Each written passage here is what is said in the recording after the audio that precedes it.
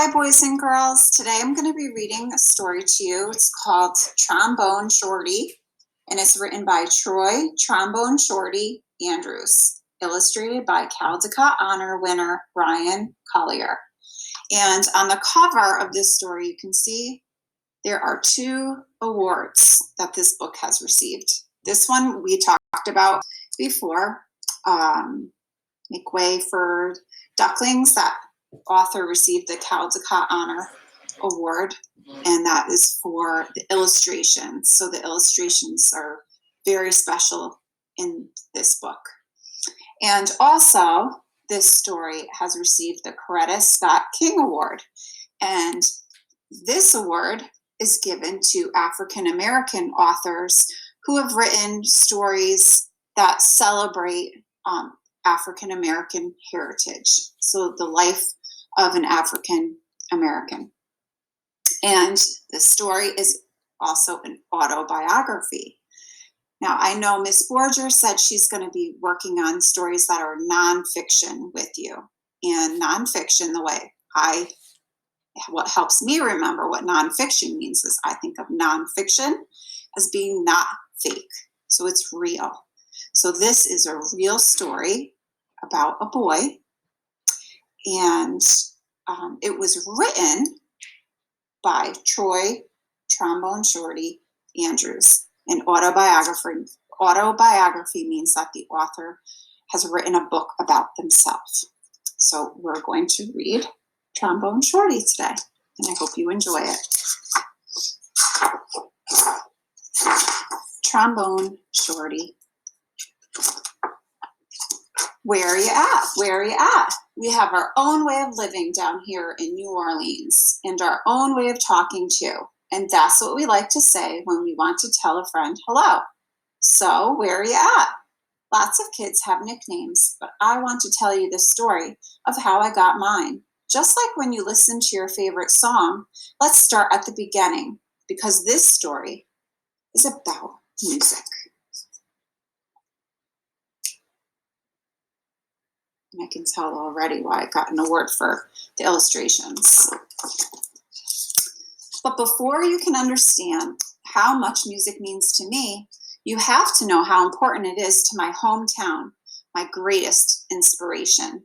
I grew up in a neighborhood in New Orleans called Treme.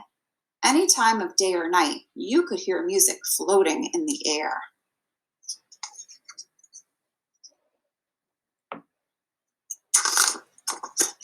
And there was music in my house too. My big brother James played the trumpet so loud you could hear him halfway across town. He was the leader of his own band, and my friends and I would pretend to be in the band too. "Follow me," James would say. That's James playing the trumpet. There's one time every year that's more exciting than any other: Mardi Gras. Parades fill the streets, and beaded necklaces are thrown through the air to the crowd. I love the brass bands with their own trumpets, trombones, saxophones, and the biggest brass instrument of them all, the tuba, which rested over the musician's head like an elephant's trunk. "Where are you at? Where are you at?" the musicians would call.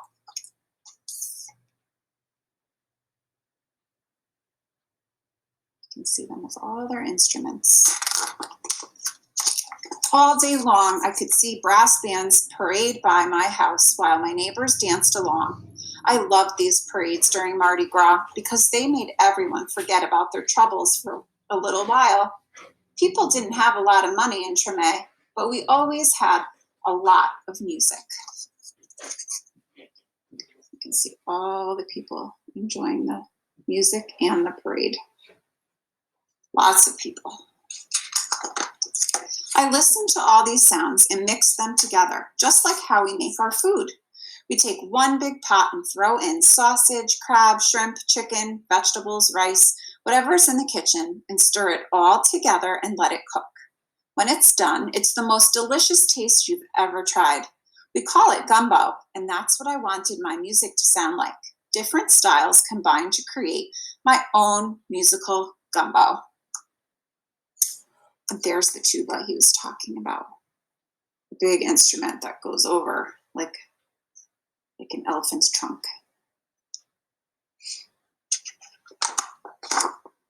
But first I needed an instrument. The great thing about music is that you don't even need a real instrument to play. So my friends and I decided to make our own.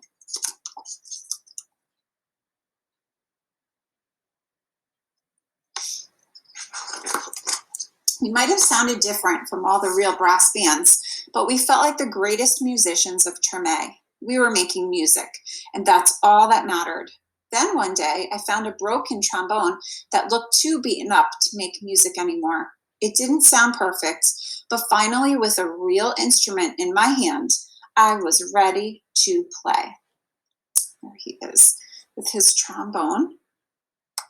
And then you can see his friend has what looks like a drum, but you can see it's made out of a box.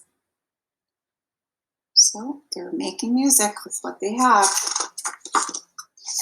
The next time the parade went by my house, I grabbed that trombone and headed out into the street. My brother, James, noticed me playing along and smiled proudly. "Trombone Shorty," he called out, because the instrument was twice my size. "Where are you at?" So his brother gave him that nickname. From that day on, everyone called me Trombone Shorty. I took that trombone everywhere I went and never stopped playing. I was so small that sometimes I fell right over to the ground because it was so heavy, but I always got back up and I learned to hold it up high. I listened to my brother play songs over and over, and I taught myself those songs too. I practiced day and night, and sometimes I fell asleep with my trombone in my hands. You can see he's working very hard. And to be good at playing an instrument, you have to practice a lot. One day, my mom surprised me with tickets to the New Orleans Jazz and Heritage Festival, the best and biggest music festival in town. We went to see Bo Diddley, who my mom said was one of the most important musicians of all time. As I watched him on stage, I raised my trombone to my lips and started to play along. He stopped his band in the middle of the song and asked the crowd, "Who's that playing out there?"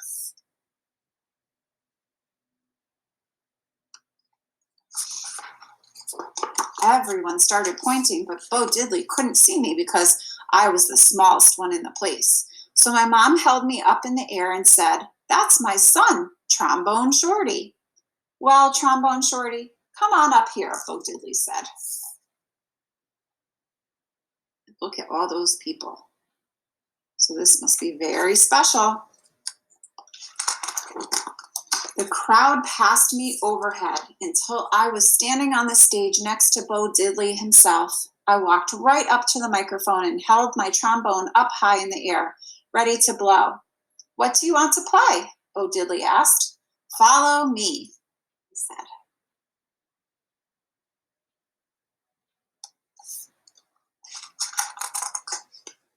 After I played with Bo Diddley, I knew I was ready to have my own band.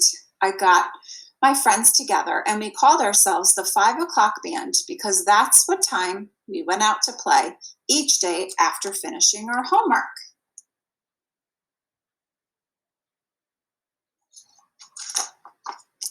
We played all around New Orleans. I practiced and practiced, and soon my brother James asked me to join his band.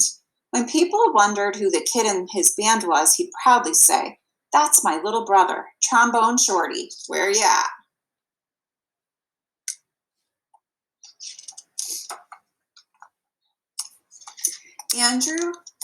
And now I have my own band called Trombone Shorty in Orleans Avenue, named after a street in Treme.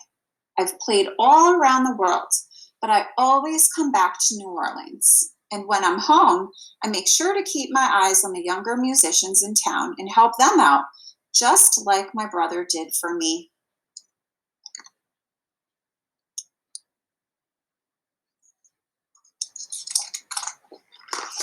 Today, I play at the same New Orleans Jazz Festival where I once played with Bo Diddley. And when the performance ends, I lead a parade of musicians around, just like I used to do in the streets of Tremé with my friends. Where you at? Where you at? I still keep my trombone in my hands, and I will never let it go. Now you can see he's grown up. And at the end of this story has what's called a little author's note, and it just gives a little more information about Trombone Shorty's life. And again, his name is Troy Andrews, but Trombone Shorty is his nickname. And here you can see just how small he was compared to his trombone. That must have been hard for him to hold. There he is. And then here's another picture of him. And that's Bo Diddley, the famous musician that called him up on stage. And then when you turn the page, it shows you what the author looks like today. He's grown up. So I hope you enjoyed learning about Trombone Shorty. And again, this is an autobiography. He wrote this story about himself. Okay, boys and girls, I hope you have a wonderful day. Thanks for listening. Bye.